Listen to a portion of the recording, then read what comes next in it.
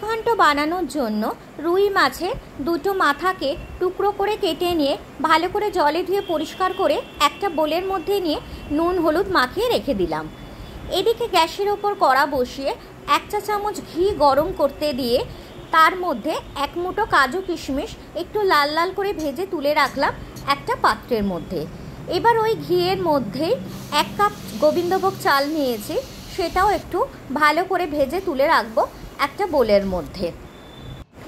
এবার ওর মধ্যে একটু পরিমাণ মতো সর্ষের তেল গরম করে নিয়ে মাছের মাথাগুলো ভেজে তুলে রাখবো এক এক করে। সবকটা মাছের মাথা ভাজা হয়ে গেলে ওই তেলের মধ্যে 2টো তেজপাতা, 2টো শুকনো লঙ্কা আর একটু গোটা জিরে ফোড়ন দিয়ে 2টো বড় সাইজের পেঁয়াজ ঝিরিঝিরি করে কেটে রেখেছিলাম সেটা এর মধ্যে দিয়ে দিলাম।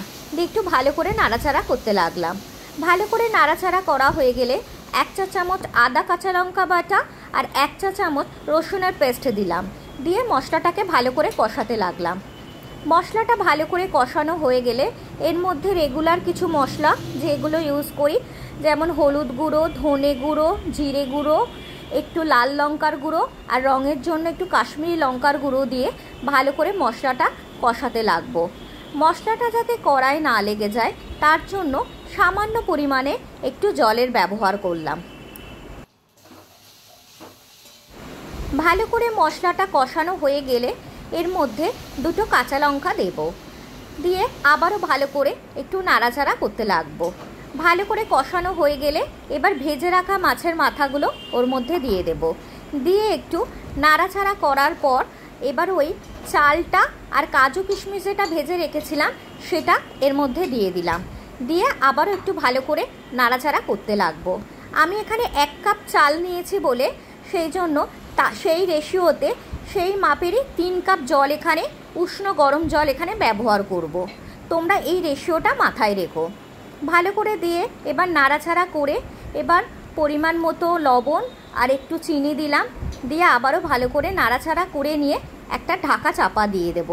প্রথমে চালটাকে আগে ভালো করে আধ ঘন্টা ভিজিয়ে রেখে তারপরে ধুয়ে একটা ছাঁকনির সাহায্যে ছেঁকে তারপর ইউজ করো, তাহলে চালটা আর সেদ্ধ হতে বেশি সময় নেবে না।